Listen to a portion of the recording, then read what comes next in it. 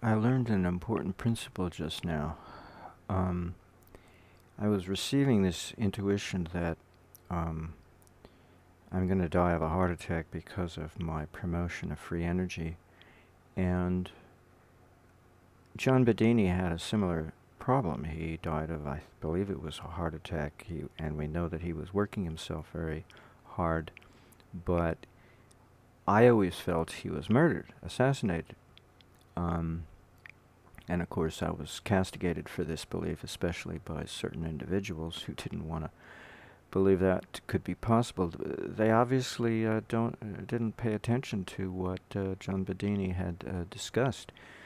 Anthony Craddock over at helping to produce video products on behalf of Thomas Bearden. Energyfromthevacuum.com, I believe, is the website. He put out one video of John Bedini. He and his wife interviewed John Bedini talking about his friend John Shizeika. Now, John Shizeika had invented this device that I read about in The Secret Life of Plants by Christopher Bird and Peter Tompkins back in the 70s that allows farmers to psychotronically eradicate pests from their fields using a plate on which they put a photograph of the exact area of the field they want to treat or the plant, and they might put a bit of the earth on top of the plate and then a little vial of the pesticide they wish to use. And without having to use the pesticide directly on the plants, the device sends out a psychotronic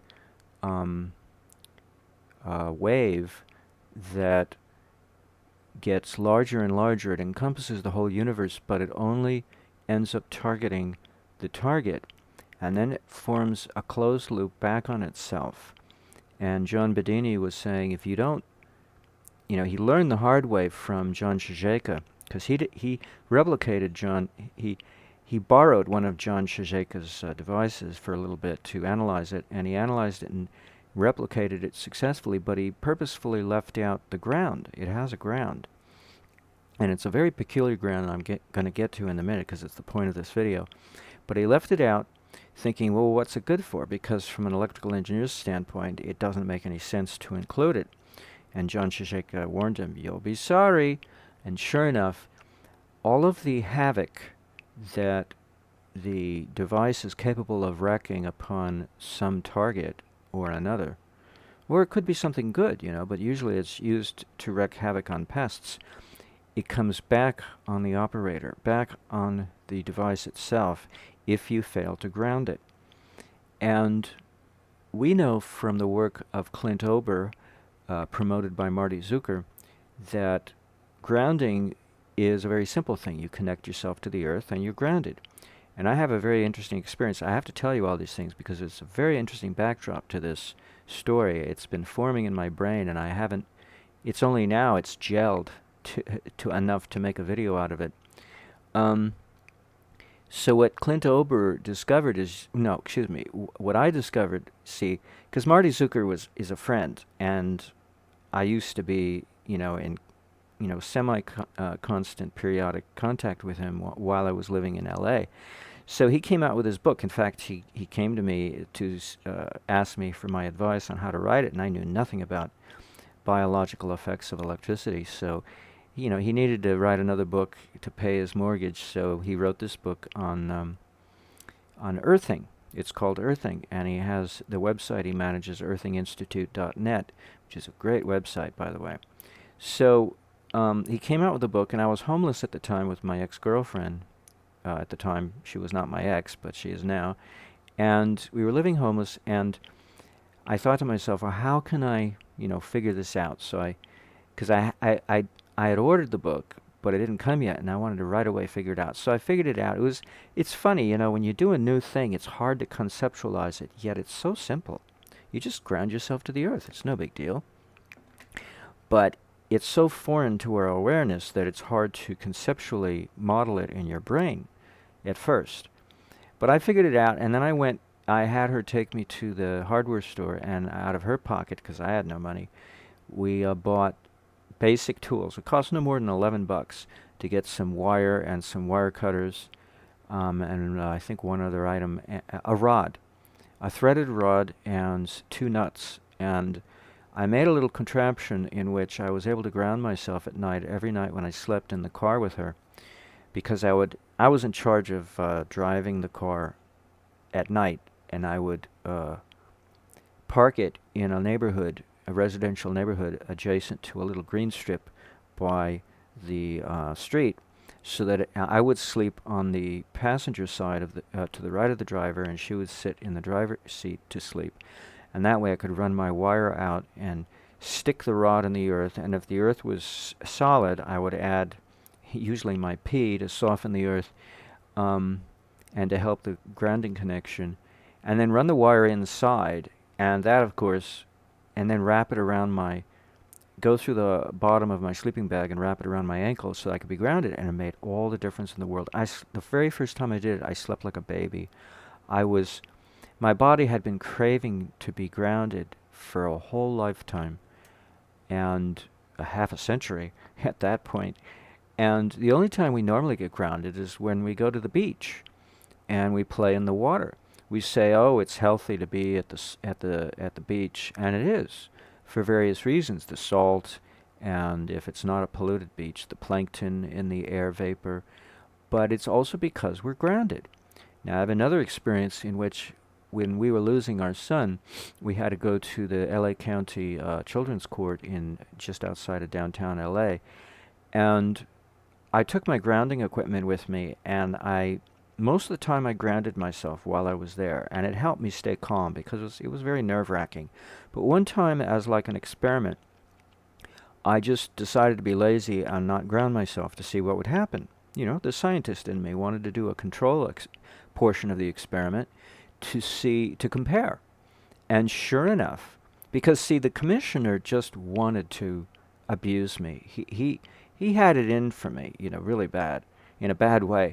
And when I did not ground myself that one time, in passing, as if it was certainly not part of his agenda or curriculum agenda to abuse me, but he wanted to, and he could only do it that one time when I was not grounded, or any other time. I can't remember that I wasn't grounded, but most of the time I was grounded.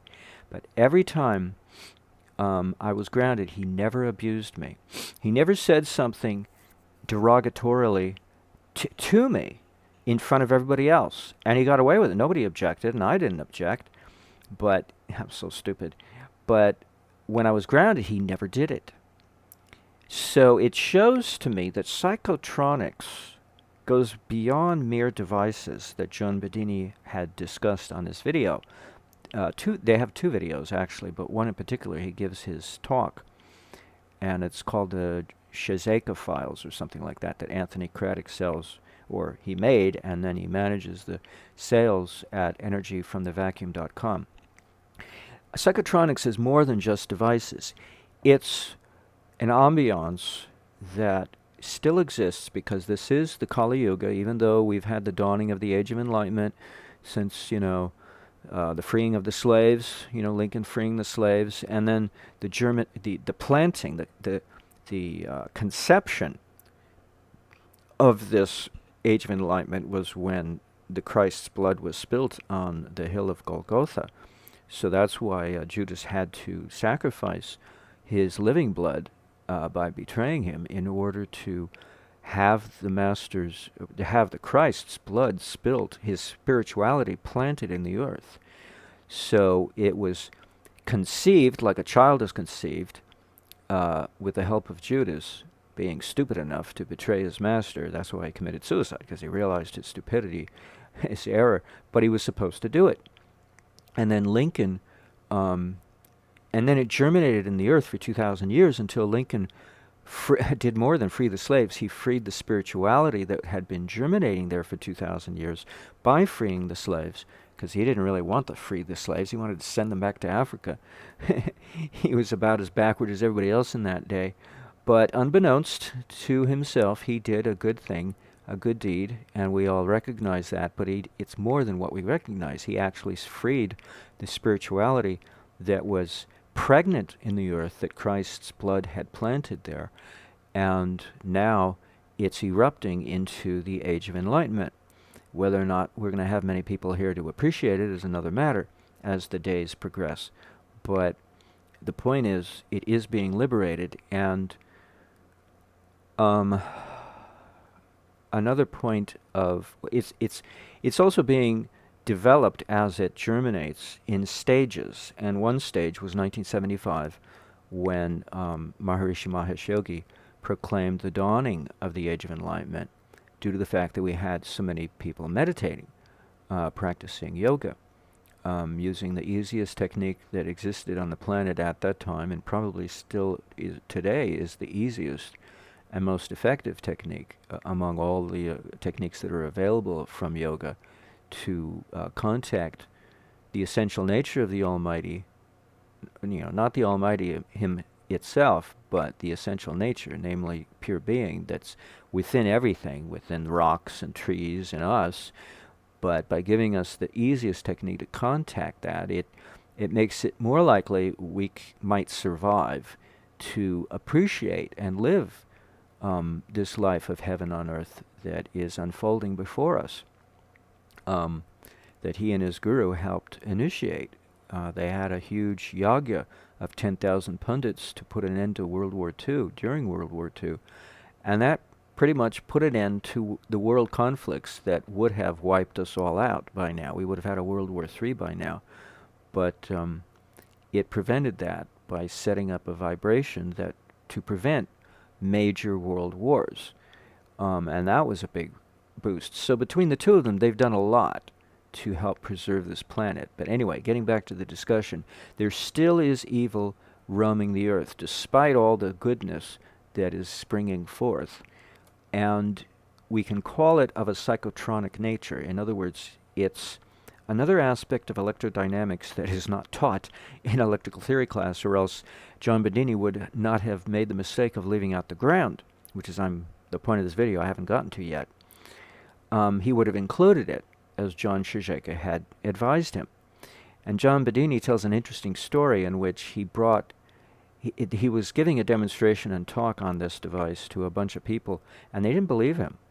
They didn't believe a word he was saying. So he said, "Okay, you don't believe me? Watch." And he went to the sink in the lecture hall, and he wet his fingers, and he came to the device, and it was on, but it didn't have anything on the target plate, the glass target plate.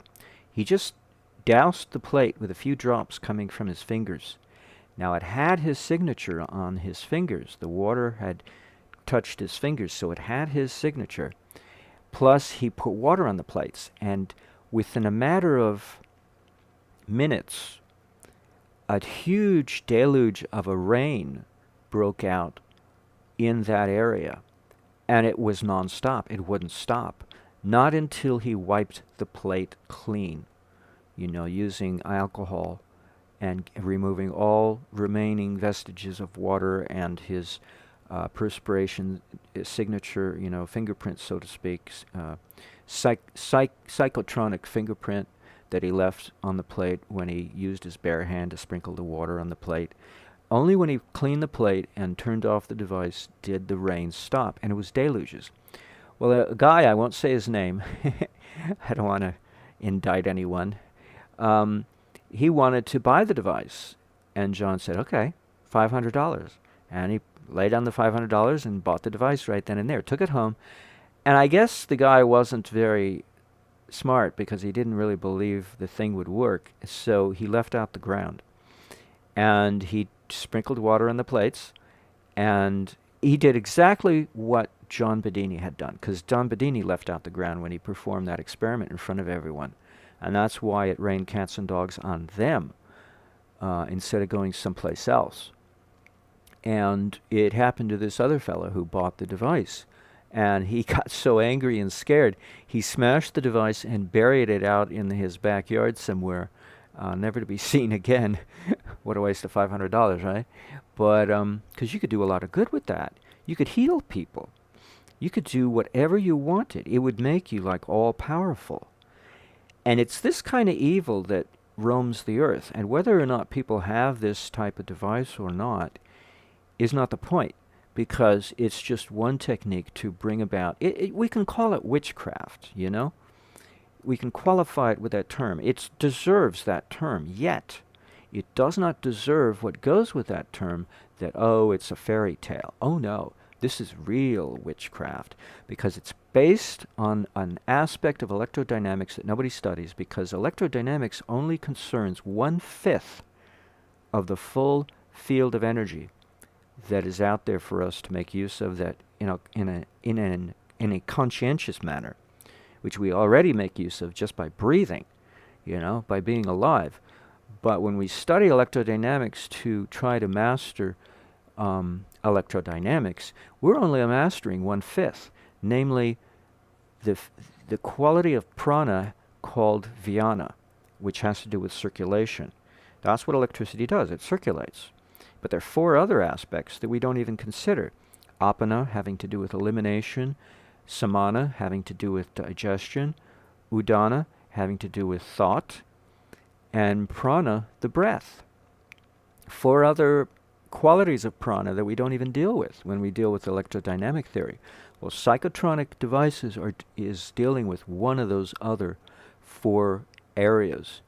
If I had to take a guess, my guess would be what? Apana? Because if you're trying to eliminate bugs in your field psychotronically, isn't that the elimination quality of prana? You're trying to eliminate something. Whether you eliminate something that's essentially bad like a bug or essentially good like a human, you use the psychotronic device in a bad way or a good way is besides the point. You're trying to eliminate is the functionality of what that device was designed to do. And so it sounds like it comes under the category or quality of prana having to do with apana, which is a downward force. It goes down the spine. Just the opposite of udana, thought, goes up the spine. In fact, the udana prana is what Christ used when he walked on water, because if you can control the udana aspect of prana, you can neutralize gravity and just walk on glass or hot coals or water and it won't bother you. It's not levitation. Levitation is something else. But I believe. Anyway, so the point of this discussion has to do with the ground that John Bedini left out of his device that protects the operator from whatever he's trying to send out, because the device creates this closed loop. It sends out the influence that doesn't go anywhere in particular. It just spreads its radius in ever-widening circles out to an infinite radius. And then whatever target you put on the plate becomes the target of that infinite broadcast, so that only that gets the influence, and the operator, if the operator does not ground the device. Now, it's a very peculiar way it's grounded. So let's draw a battery. Let's say black. Okay, we'll use black. And we'll draw the battery the same way I think it would be nice to show that it's in the circuit. Okay, so there's a battery, and then we'll put, let's see, let's do it this way, I guess. So then the battery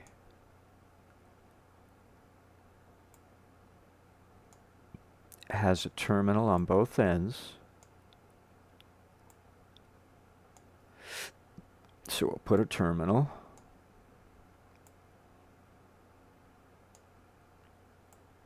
And then we'll label them. So this terminal is positive.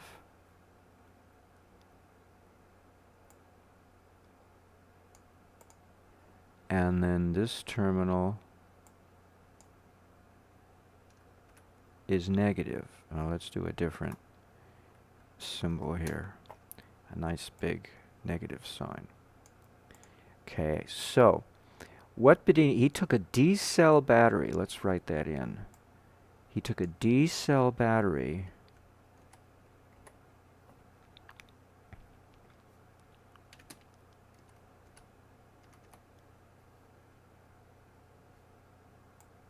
Well, here, let's do it this way. Let's turn it around.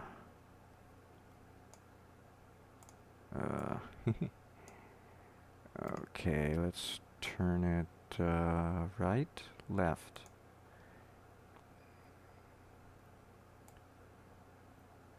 And let's make this not opaque. Where are we? Okay, so he took a D-cell battery and he connected, let's see, let's move this down. It's a little too high. And then he had his circuit. So let's do the circuit in blue. This was the circuit up here. Whoopsies. Got a little dot there. And then this is the circuit. So let's write circuit.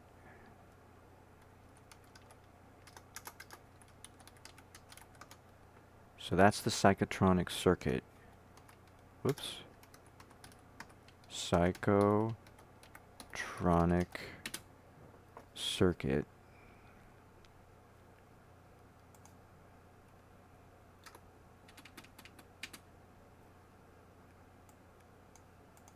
Okay, and then what he did was, let's use, for wire, we'll use red, and we'll use a brush. So he connected, I need a bigger brush, that's what my problem is. So he connected the circuit to the positive pole of the battery. And that's it. That grounded the circuit. Now, it bothered me laying in bed here because I've been getting these intuitions of getting a heart attack. And I've been getting these welts from a spider bite. Tis the season of getting spider bites, apparently. So I've been getting them, but the ones I get when I'm in my earthing bed are far less bad. The welts are not as bad by comparison to the welts I get when I sit in front of the TV, not grounded. And it's an old TV, you know, cathode ray tube, but it's also, I'm not grounded. And so I was thinking to myself, well, what is it about that that makes it worse? And it's not just that I'm not grounded. It wasn't until I analyzed this circuit in front of you that I realized what's going on. Why is it? See, because logic would tell me, oh, but if this is the positive pole, and a positive reference is similar to the atmosphere, in contrast to the Earth, which is negative, why is this that side of the battery we ground the psychotronic circuit of John Shizeka to in order to protect the operator from any of his own influences, bad or good, that he's broadcasting? Why not connect it to the negative, which would represent the Earth? Because it has to do with reactance. This is it's psychotronic reactance that we're eliminating when we ground it in this manner.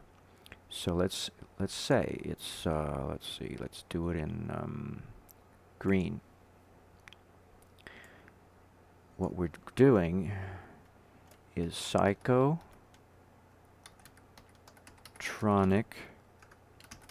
reactance. This is what we're protecting ourselves from by forming this bridge here in this manner. And what it has to do with the reaction that happens, which is negative. So in other words, see, this is, you know how in a diode, this is exactly what we do. Let's draw a diode in red, because that's the connection we're making.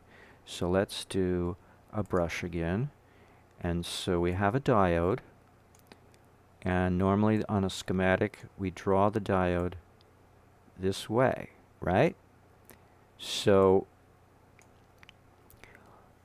This is to reflect the similarity to a D-cell battery, because a diode doesn't have any charge. It has to get its charge from the circuit. The battery already has it, and it's polarized in a similar fashion. So the schematic, this is the end of the diode that's marked, and so it's the positive end. Well, here's the positive end of the battery, and this is the tail, or negative. So what happens is, this is the symbol for conventional flow of electricity, that it dates back to the 1800s when they thought that's the direction electricity travels, when in reality it's backwards. It goes the opposite way. It comes out the negative side. The electrons come out the negative side of a battery and go to the positive through the circuit out here. If we connected this battery to make a circuit, to make a circuit possible, but this is a psychotronic circuit, and we're only trying to ground it, so we only use one pole. Well, a normal circuit, when you connect both ends of the battery, that's electromagnetism that is traveling around there. But when we use a single line connection, such as when we ground ourselves to the earth, that's an open path, an open circuit. And that deals with not electromagnetism, but with dielectricity, as Eric Dollard likes to call it, or what we traditionally call electrostatics. In other words, merely voltage differences. And in Marty Zucker's book, Earthing, he lets Clint Ober do most of the talking. He just, writes for him. Clint Ober talks about current leakage is the way to explain how two ends of a single open path, an open line, neutralize their voltage differences through current leakage. In other words, there's a slight amount of electron flow, just enough to neutralize their voltage differences once they get connected. And now they're all the same voltage level all along that line. So when we ground ourselves to the earth, we acquire the voltage level of the earth and are protected. Our immune system can function normally. And I can be protected from evil commissioners who want to abuse me in court. But we also protect a psychotronic circuit when we connect it to the positive pole of the battery. Now, why is that? Because the universe is set up on dielectrical lines of force. When they cross, so let's draw that. When two dielectric lines of force cross, we get, now I'll have to do it in blue because it's a circuit, we get a ring of electromagnetism in orbit around the intersection. And that creates matter, mass, gravity, electromagnetism, and the third dimension to space. While each dielectrical line of force is one dimension of space, and their crossing is two dimensions, but that's only in the electrostatic field. But in the electromagnetic field that forms around the intersection, we get the third dimension, and that's spatial as we understand it, 3 dimensions of space, because the electromagnetism is in orbit around that intersection, creating that third dimension. Probably at right angles, so I didn't really draw this correctly. Let's go backwards. It probably should be drawn more like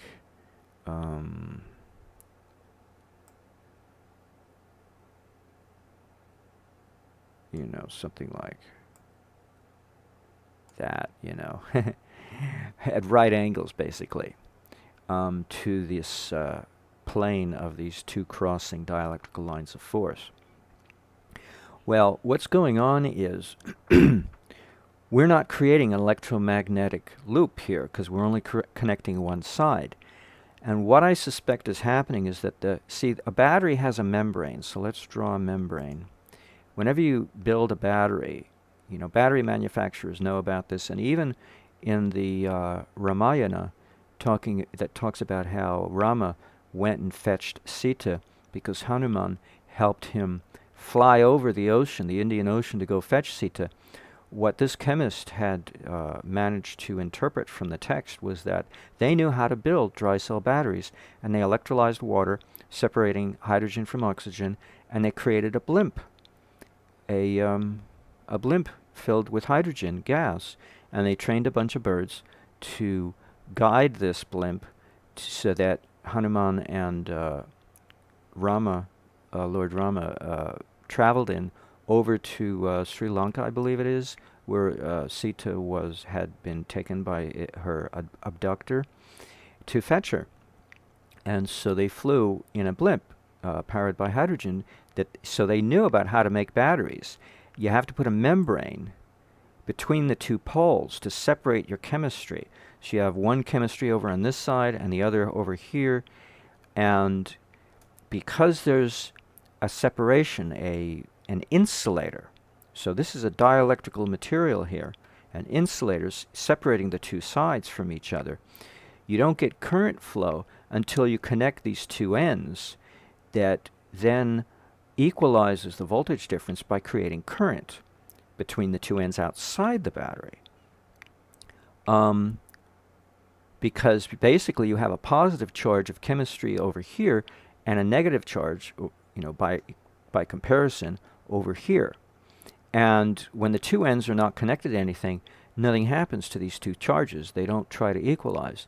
Yet it doesn't mean the charge isn't there. The potential is there, just sitting, waiting to be used, and it's dielectrical.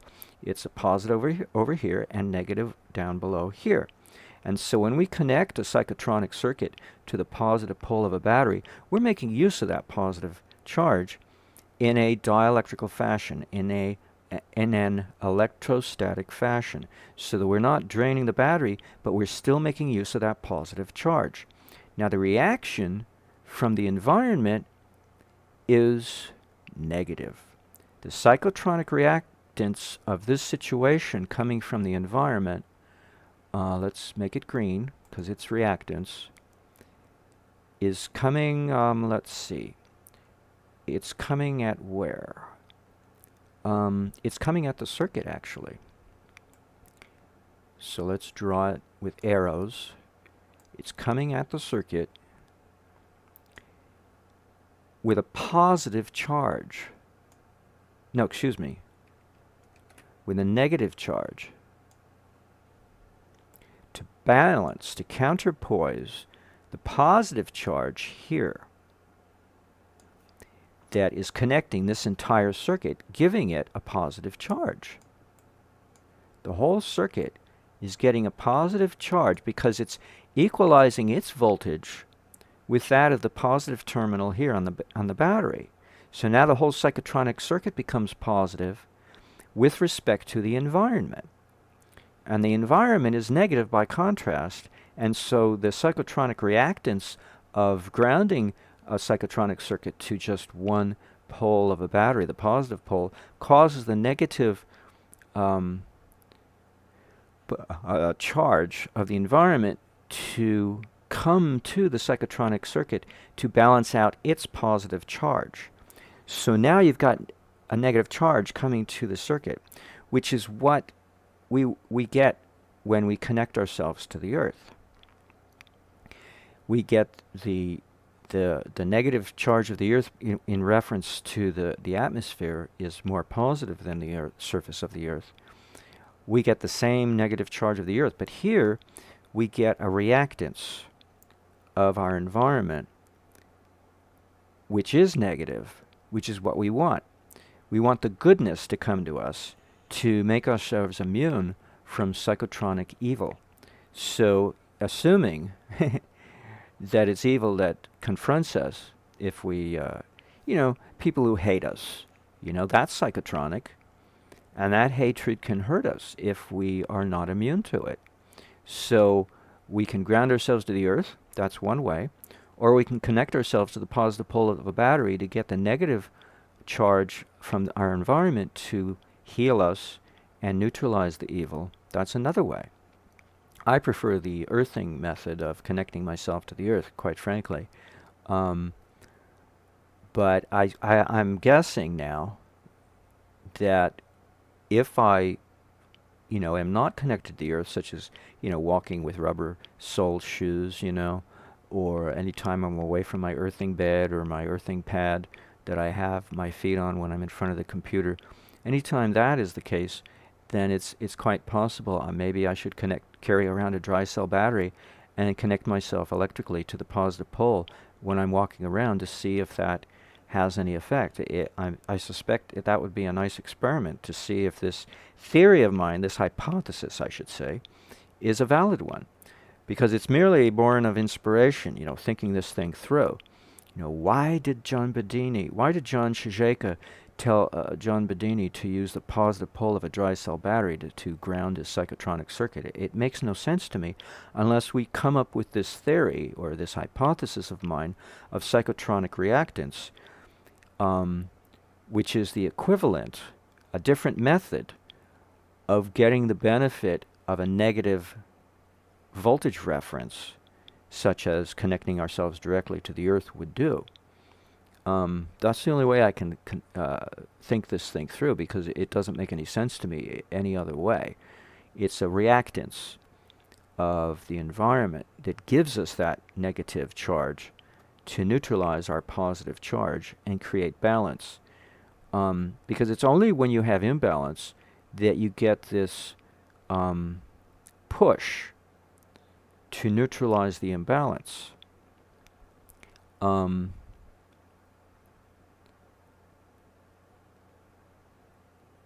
Let's see, how can I phrase this? Well, if you're the target, you're in a state of imbalance because if you're not grounded, because you're floating. It's not our natural condition not to be grounded. We're supposed to be grounded all the time. Sleep on the earth and get, on the earth directly and not in elevated houses off the ground. We're supposed to walk barefoot on the earth. So we're supposed to be grounded all the time. Our immune system is set up that way to be totally dependent on the grounding experience with the earth to help our immune system. But it's also a psychotronic immunity that we get when we're grounded. So I don't know how else to think about this, really. I know it seems a bit of a stretch of the imagination, but I don't know how else to think about it. It's the only way I can think about it.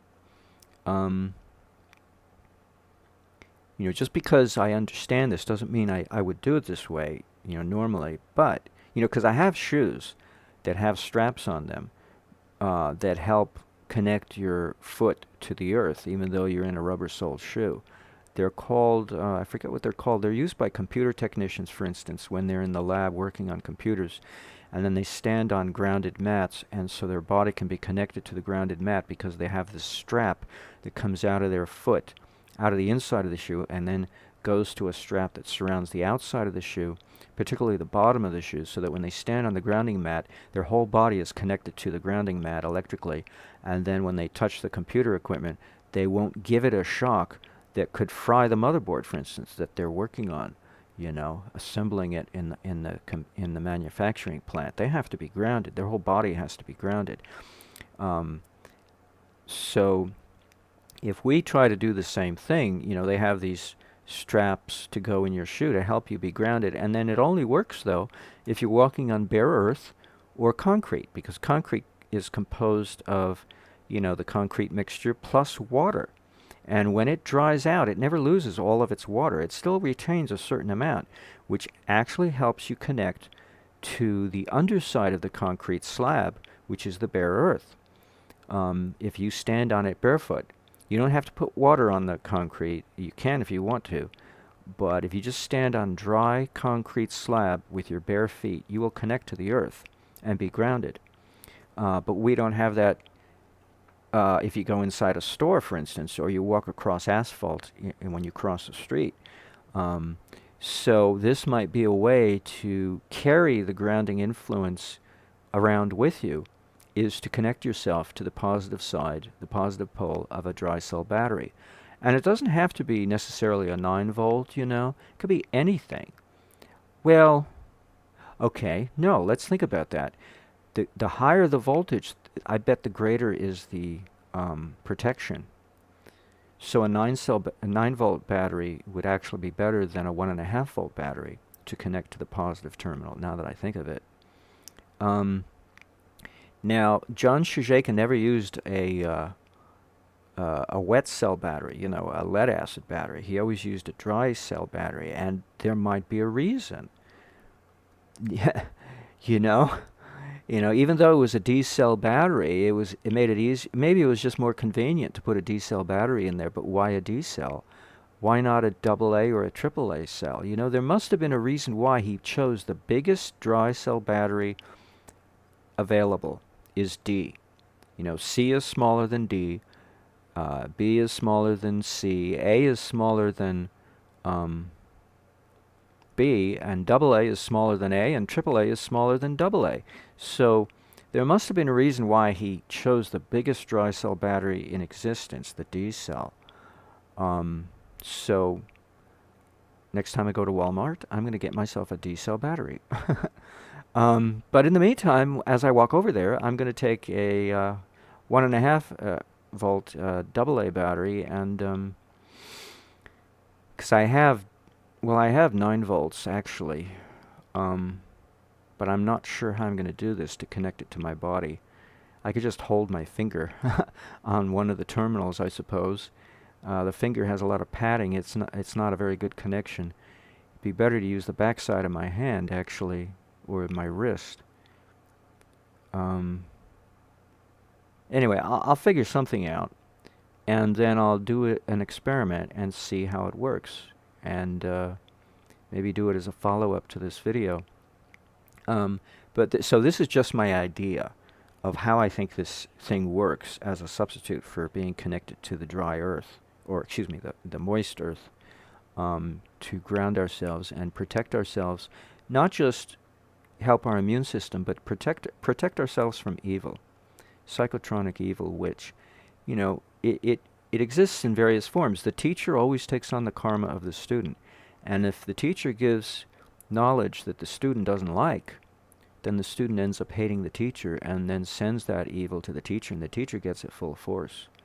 And this is what can kill the teacher, one way or another, either psychotronically or actually in some physical way.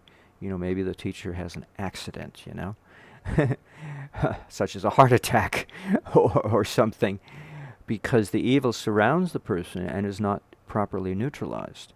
And I don't get the benefit of meditation like I used to in my old age. I've lost my faith. I've lost my self-respect in the goodness of existence, that the innocence of my childhood made possible the full benefit of TM, of Transcendental Meditation, twice a day. But now I don't get that, because I've literally disconnected myself from my own heart, from my own innocence. That there's, you know, when you're a child, you believe in the potential of goodness, whether or not you get to also experience it, you know, have a nice childhood. But you always believe in the potential. It's always there, because you still have that innocent belief in goodness, whether or not you get to experience it. Well, I've lost my belief, and so I've lost the potential for innocence, which means I really got to struggle to stay on the good side of life, because even though I perform service, you know, voluntary service, to try to help people understand reality, it doesn't mean I don't get a lot of jealousy and hatred sent back to me, which is going to kill me eventually, one way or another. But in the meantime, I try to survive by putting off the fatal day as much as I can by performing acts of self-improvement that helps me, you know, the saying, surround yourself with white light, you know, you imagined, you know, draw a circle around you and you know, to protect yourself, you know, different ways to psychologically connect your mind, your consciousness, to a field of immunity or goodness. And grounding to the earth is one of them. It's a very simple, basic process, but this apparently is the complement, or the alternative, I should say. The alternative to grounding to the earth is to be connected to the positive pole of a dry cell battery. At the larger the dry cell battery, the better. It's the mass, see, because a dry cell battery is not any different in voltage, a D cell, from a double A or even a triple A. It's still 1.5 volts. So actually, a 9-volt battery is not the answer, or else John Shizeka would have used it. No, he used a D cell. So he was using the lowest voltage that was readily available in the largest size mass of battery. So he didn't use a hearing aid battery, which would have even been lesser voltage than a D-cell battery, but he was using a massive low voltage dry cell battery. So that's the definition. And I have no room here to write that. So let's see. Let's write it in, what color shall we use? Pink? How about purple? Pink. I want to do pink for some reason. Or black. I should just do black. So where do I write this? No, it has to be in contrast. It'll have to be pink. So let's just draw it right. No, let's draw it right here. So the that doesn't come up very well. Let's do purple.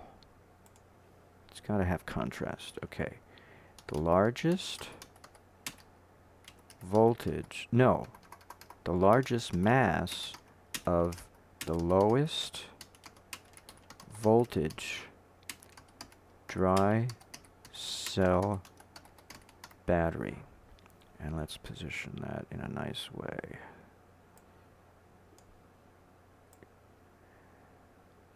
That kind of works.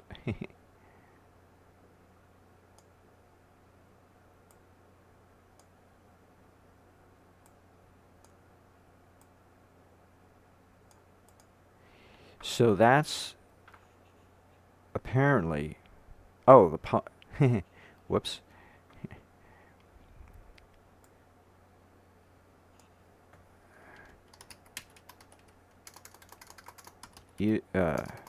Connecting to the positive pole or terminal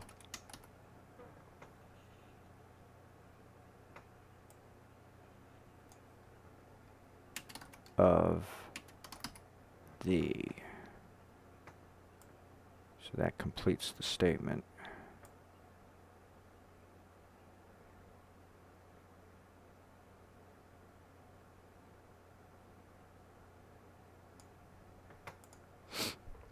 Connecting to the positive pole or terminal of the largest mass of the lowest voltage dry cell battery. So there you go. Isn't that the most amazing thing you ever did learn? I think it's amazing.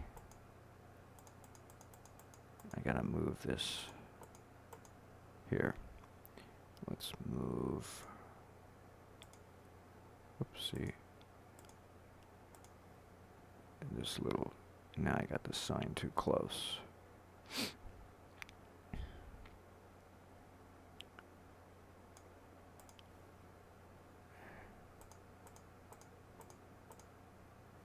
Yeah, that's good. Okay, so that ends this little lecture. I hope you enjoyed it and got something out of it, and let's see if it's true. You know, maybe you don't have to worry about things like this because you don't make yourself a target. You don't stick your neck out, maybe, for other people to take pot shots at you or to hate you. But I've been kind of doing this all my life. Ever since I was 5, I thought, you know, people should know. You know, it means coming off looking like a braggart. You know, oh, I know something you don't know. But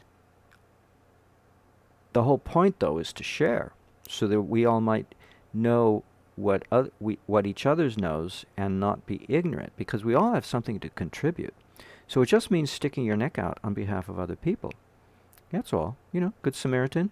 And sure, it looks like you're bragging, but you want everybody to share in the knowledge and gain the benefit thereof, and not be ignorant to the use of knowledge, which is what technology is. It's the application of knowledge. So, sure, it makes me look like a braggart, like a snob, like an egotist, but think of it, flip it the other way. I'm trying to help, you know. It's a habit of mine. I just can't let go of wanting to help people. I don't know if it's a bad habit, but it is a habit. It's a dangerous habit. No. Well, I don't know. It does see, and that's the topic of this. It puts me at risk to evil. And so the topic here is how to protect oneself from evil um, the evil being a consequence, very often, of trying to do good. Not trying to be bad, but simply trying to be good to people who don't appreciate the offer being made, and so they bite the hand that feeds them, literally, with a little evil of their own.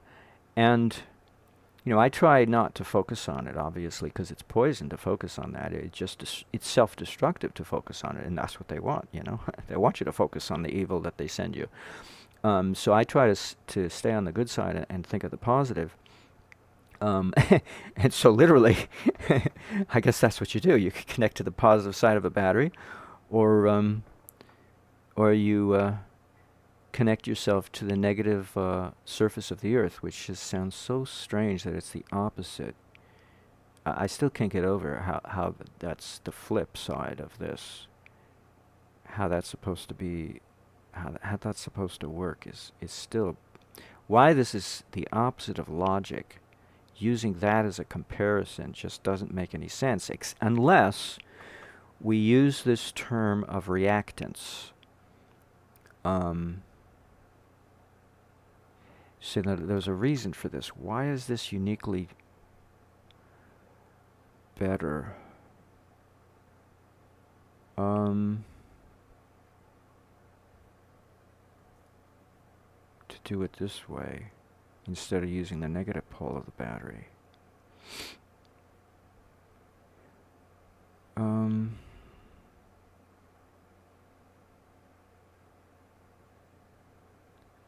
I don't know. I thought I had it, and it had to do with the imaginary line of force of a potential EM circuit, a closed loop, that wants to form here, but never gets the chance to form in actuality, but it's kind of hovering about trying to form it. Form a closed loop. So in a sense, what we're doing is we're creating a closed loop between the positive pole and now by extension the circuit here with the environment. Trying to neutralize it. So I get, I know now. See there was a missing thought, I knew it.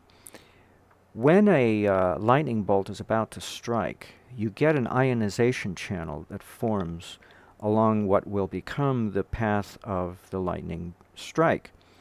And that creates a pathway, because air is a resistor. But when you have ionization along a channel of that air, it creates a pathway of lesser resistance that eventually reaches the point that it's so reduced that the lightning bolt can form between the two voltage differences and equalize them by passing current. And so what we're doing here is we're ionizing the psychotronic circuit with the positive charge of the dry cell battery to create ionic channels with the environment, so that the environment can connect with the circuit and bless it, shall we say, with its negative charge with reference to the positive charge on the terminal of the positive terminal of the dry cell battery. But its capacitance, or amp hours, shall we say, is far greater than the amp hours of the dry cell battery. Yet we're only going to get the benefit from the environment equivalent to the amp hours of the dry cell battery. We can't get any more than that. And so that's why he had to use a larger dry cell battery, because a larger D cell battery has more amp hours. See, that's the difference. It has more mass, that's true. So it's a larger mass, but it's actually amp hours that a larger mass dry cell battery possesses. I still don't know why it has to be a dry cell, but we'll leave that alone. But the mass is equivalent to amp hours. And so the more amp hours we have in the battery, then the more negative charge from the environment in the form of amp hours comes to try to neutralize the positive charge of the psychotronic circuit connected to the positive pole of this dry cell battery. And it comes by way of ionic channels that don't form necessarily any kind of true electrical current connection with the environment because it never gets that high. It's never positively charged to any degree high enough, because this is still just 1.5 volts here. But that's not to say that an ionic channel doesn't form. So it's forming all the time with the positive pole of the dry cell battery. We just don't appreciate it. So see, this is all subtle stuff here. And that's what psychotronic deals with, is the very subtle aspect of electrodynamic theory that is not brute force. See, everything we do with our circuits is brute force. And I'm learning that free energy has to do with a light touch, a very delicate touch, instead of brute force approach. And Charlie Lutz used to talk about this. He said we have to learn to tread lightly on the earth, because the chains of karma that bind us to the earth, it's not evil so much that binds us to the earth, so much as how emotionally involved are we with our karma. And when the emotional bond is very strong, that's chains of very heavy chains. Now, if it's evil, it might be muddy or lead, maybe we might say, but when it's very light chains, it's not even metallic, heavy chains, it's more like gossamer thread. And then it's very easy to evolve and grow our consciousness. And it also makes death easier, because death is a process of extraction. The soul extracts all the memories of experiences from the body, the entire body, and we undergo judgment. The soul judges each one of those memories as it extracts them from the body. And it can be pretty painful if the experience that's being extracted had a very strong emotional tie that binds us to that experience. Then it's very painful to go through that and revisit that memory, during the 3.5 days that we undergo the extraction process, namely the judgment process upon death of the body.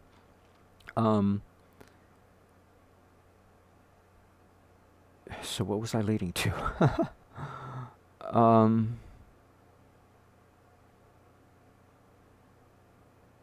Oh God, I get off on a tangent to support something, a supporting thought, and then I forget what it's about, why I made that thought, that tangent.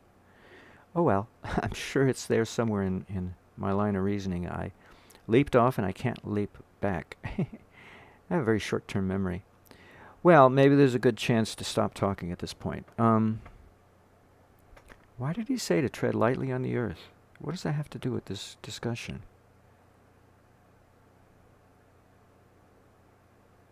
Oh, that our normal circuitry is based on brute force, but free energy is actually a light touch. And so what does this have to do with this circuit, though? Oh, because it's psychotronic. That's it. That's the connection. Psychotronics is all about subtle electrodynamics, not gross, brute force-oriented electrodynamics that we're familiar with in all of our devices. Although, we nanosize our devices down, and they start to approach psychotronics, but they're still based on voltages getting the job done by creating current. But here we avoid current, setting it up instead as a potential for current to form. So we have a potential of current to form by creating these ionic channels with a positively charged psychotronic circuit connected to the positive pole of a dry cell battery, a very large mass, very large amp hours, to subtly douse this circuit with the negative ions from the environment. That's essentially what you're giving it. You're trying to attract negative ions to the circuit. And the negative ions you get, psychotronically speaking, will be greater connected to the positive pole of a dry cell battery. It's certainly not, you're not going to get any. Oh, you're not going to get it because you're going to... Yeah, I can only guess that the amp hours or mass of negative ions or potential in the surrounding atmosphere is far greater than what's in a dry cell battery. No, that's not it. It's reactance. Oh, I know. There you go. There's only one way to do this, is by way of analogy. I had a friend by the name of Peter Paul. That was literally his name. His first name was Peter, and his last name was Paul. And when I was 9 years old, and he said, on a hot July day, he said, "Here, follow me, come with me, and we'll take care of this." So there was this old jalopy from the 1940s with the double seats that face each other. One gets pulled out, and you face each other in the back seat. You have another row of seats in the back that are attached to the back side of the front seat that you can sit on to face the people on the other side that are in the back seat. Well, it was a black old car that was not drivable, and it was just sitting in the parking lot in the back of this apartment building I was living in. And we sat there and sweated like crazy. And then when we came out, when we were done sweating, our little sweat lodge experience, we came out, and then the hot July air, felt like a cool breeze. And he said, "See?" That was his way of staying cool. And I thought, that's really bizarre. But it worked. It was a reaction to sweating inside the sweat lodge, was to come out and experience the hot July day. Now it's cool. It was before it was hot. And it's all about reaction to a change of reference. So I guess that's what we're doing. We're giving it a positive charge, which is the opposite of what you would think it's a correct procedure to do.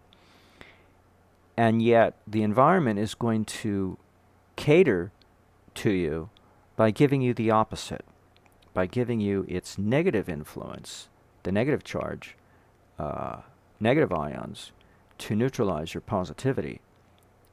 Oh, I know. Oh, there you go. It came to me why this works. The whole point of a psychotronic circuit is to create these circles, these ever-expanding circles of influence that go out into the universe, literally, and come back to the circuit, unless you ground it to break that loop. So the psychotronic circuit still targets something, depending on what's on its plate, still targets somewhere out in the universe the influence that the psychotronic circuit is going to be radiating to the target. But then it has its ambient broadcast, which is automatic, and it forms a closed loop with the circuit. It comes right back on the circuit. But that loop is broken when we connect it to the positive pole of a battery. So what we're doing is we're breaking the loop. The potential for an electromagnetic... oh my God! Now I know why it breaks the loop. Because... oh my God. Batteries are voltage regulators. And whenever I use a battery in one of my free energy circuits, I use it to suppress voltage buildup, let's say on a capacitor, because I connect the battery in parallel with a capacitor. Now the capacitor can't rise to accumulate a voltage difference between its two plates of 100 volts or 500 volts. Now it's going to stay at 12 volts or whatever battery I put in parallel with it. It could be a 1 microvolt, and that's as high as the voltage will go on that capacitor. It won't store anything more. It can't, because the battery is preventing it. So when we connect to the positive pole of a battery, we're forcing the psychotronic circuit to stay at a 1.5 volt charge.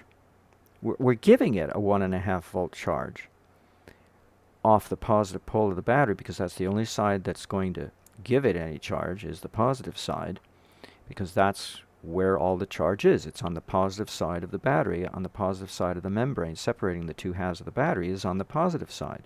So we connect to the positive because that's the only place where the charge is, and we give the circuit 1.5 volts. And so now it's fixed. It has a fixed voltage, and it can't change.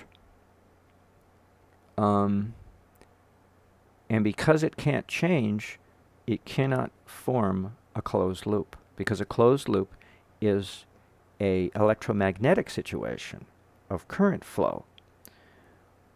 But the psychotronic influence forms a closed loop, a psychotronic loop that goes out into the universe in many ever-widening loops, radius of loops, that come back in on themselves and form a closed loop with the circuit, but we break that loop by giving it a charge from a dry cell battery.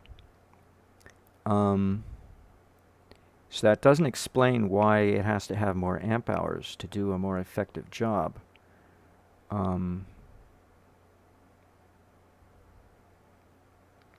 Other than the fact that the environment must have a certain amount of amp hours to it just by its sheer size. But aside from that detail that I can't figure out, why a D cell and not a AAA battery, dry cell battery, and why a dry cell, not a non-electrolytic such as a lead acid, be that as it may, it's the positive pole was the whole point of this video. It's the positive pole and not the negative, because we want to break, or because that's the only side that has the charge, but we want to break that psychotronic loop by giving the circuit a charge, the psychotronic circuit or the body, our body, a charge, to break potential loops, psychotronic loops. You know, a psychotronic loop is a potential electromagnetic loop is what it amounts to. And so that's the only difference, because a psychotronic loop is a dielectrical loop, if we can say such a thing, that forms potentially as an ionic channel. So it's not really, it's not a potential electromagnetic loop. It's actually a a low grade. I'm losing my voice, so I better finish this video. It's a low grade electromagnetic loop that actually has current flowing, but it's so minor. It's current leakage basically. It's just, you know, what do they call, you know, electron migration or electron leakage that is so low in current. It's like the current that comes to our eyeball, because that's literally what comes to our eyeball. When we see a star, there's an electromagnetic line of current flowing in the atmosphere that forms that light beam, and that is actual current because it's electromagnetic radiation, just like electricity is electromagnetic. So is light. And that current is so weak, it doesn't burn our eye. We don't go blind because we're not looking at the sun, but we're looking at a star, and so we actually get current coming into our eyeball. So that's what a psychotronic loop is. It's a loop of current, but it's so faint that we won't be able to measure it with any of our electrical measuring tools, you know, current measure tools, but it's there. And it has a signature on it, and if it connects to us, it'll impart the influence that the psychotronic influence has to impart. It could be a yagya, you know, it could be something good, or it could be something evil. But the point is, it reaches us. And so how do we break that loop? Well, we connect ourselves to the positive pole of a battery, or we connect ourselves to the earth. One way or another, we break the loop. Now, the earth does have a lot of dirty electricity in the earth because we dump it there. So that's why it's the best place to ground ourselves to the earth is out in the countryside, away from the city, because the city is polluted. The earth is polluted in the city with a lot of dirty electricity. So the earth is not even a clean source of grounding anymore like it used to be. I think it's still preferable over this method, but I don't know. I guess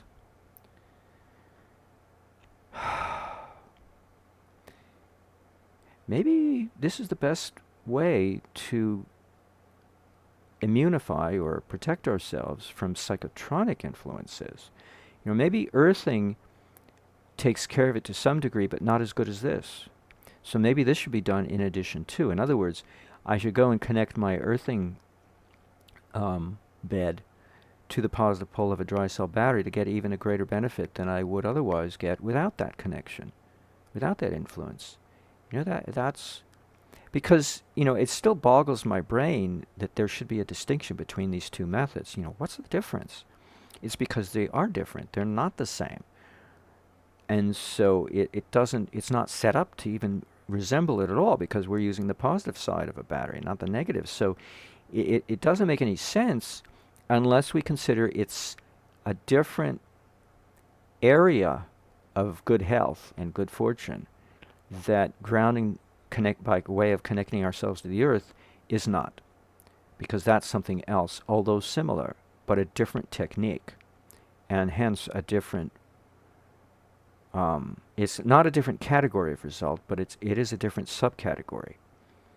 And so where they overlap is the benefit of that we get, but because they don't entirely overlap, there's some difference between them. Maybe we can get some benefit by doing both at the same time, or at least one or the other, if not the other. If not both, then just one or the other. I don't know. That's actually another area to experiment with, is to see whether or not this method is good to use all the time, regardless of whether or not we're connected to the earth. So that's the question I have to pose to myself. So now I'm ready to end the video, because I'm ready, and I have my experimental plan laid out for myself as well as for you. I've thought it through out loud, talking to myself, and then sharing this with you so that you get the benefit of my talking to myself. Because the only way I help to think is to talk out loud to myself. It's a good reason to live alone. Anyway, enough said.